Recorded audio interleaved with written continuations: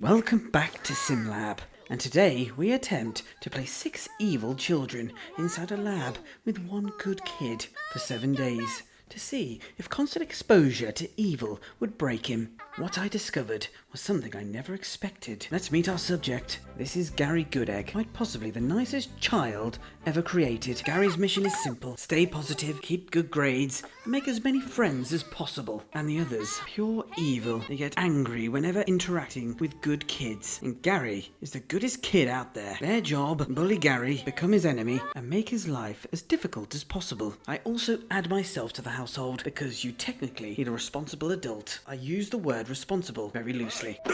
I am lazy, clumsy, and obviously a genius. At the end of the 7 days, it will be Gary's birthday, and he gets to age up into a teenager, and his new trait will depend entirely on if he survives mentally for the next 7 days. Let the experiment begin. Day 1. Gary immediately grabs a snack and sits alone, away from the evil kids. Smart move. Meanwhile, Devon and Jesse are already arguing. Unrest in the evil ranks. Please hold it together. You have one job, remember: bully Gary, not each other. Gary bravely introduces himself to the evil kids, and they're getting along. No. This is not how this works. Gary completes Make a Friend. Julius becomes his friend. Julius, you're supposed to hate him. Gary is weaponizing kindness, and he has bamboozled you. Gary retreats into creativity, clearly his emotional safe space. The evil kids go to bed. Hopefully they wake up more evil tomorrow, and they can carry out my evil plan. I fall asleep at my computer. Standard research procedure. Gary levels up communication. How is he leveling up? You are letting him win. Guys. Finally, Gary becomes sad from the evil aura exposure. Yes, this is it. Devon walks away from him. I like it, Devon. Isolation tactics. Excellent. Gary lies down, looking miserable. Yes. I remove entertainment to force interaction. It still appears to be slow.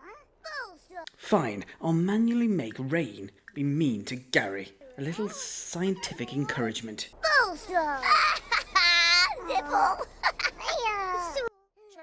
Success. Gary gets angry. They become each other's nemesis, finally.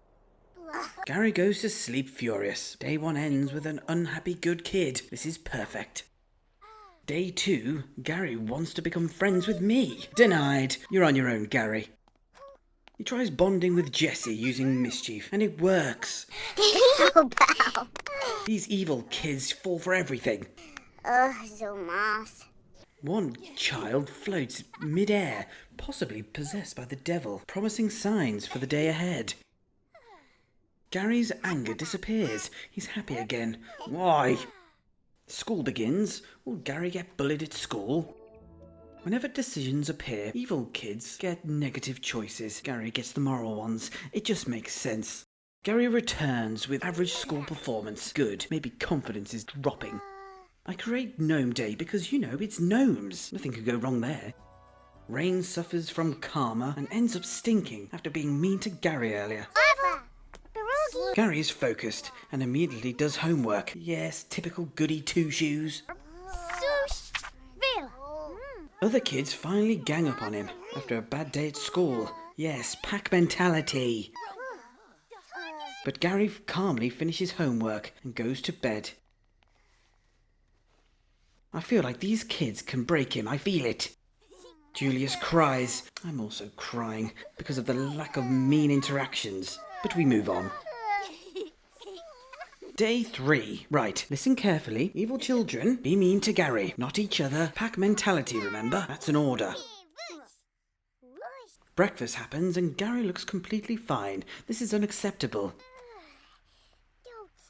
Then at school, someone excludes Gary from a birthday party. Now that is evil. Should have got that kid in the experiment. Gary still achieves excellent school performance. Can this child ever be broken? Gary becomes sad, finally. I force Sydney to insult him, to push Gary to the edge a bit more. Gary becomes angry and retreats into creative play again. Devon tries cheering him up. Devon, no, that's the wrong team. You're on the evil side, remember? Oh, God. Gary walks away annoyed. We'll take that progress. Gary skips homework and goes to sleep. Maybe evil has started to work after all. Monster under the bed appears. The children scream at the furniture all night. Nothing scientific, it's just annoying to listen to. Day 4, they make Leah dislike Gary to push things further. Gary stomps around angry. Good. Another monster appears, which means more screaming.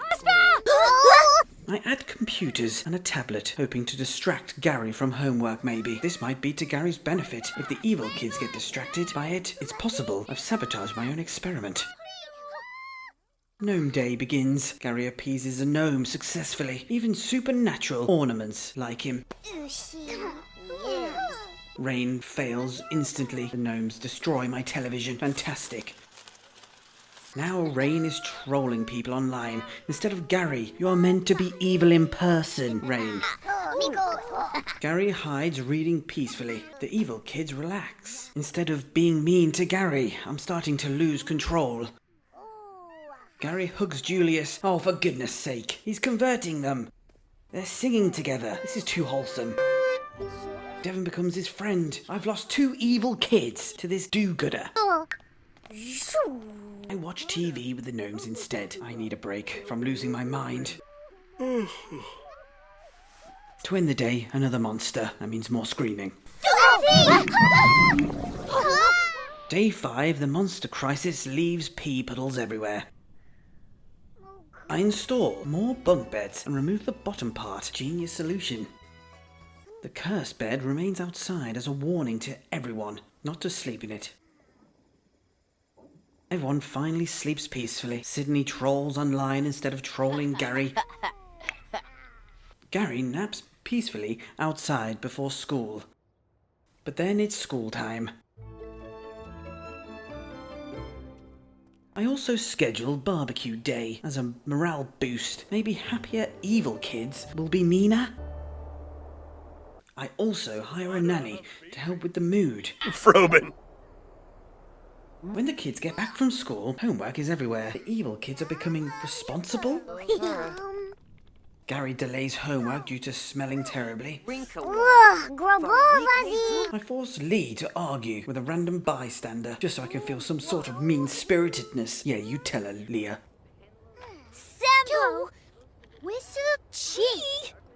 Gary finishes his homework late at night, still thriving. This is infuriating. I can't break him.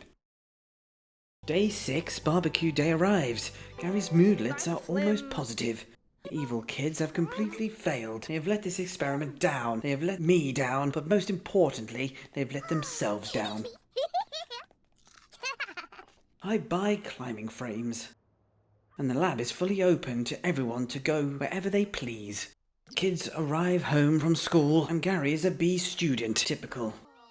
Gary immediately plays happily. These evil kids had one job, and look at him. I mean, look at it. Ugh, happiness. A water balloon fight now means bonding. This is the opposite of evil, isn't it, Devon?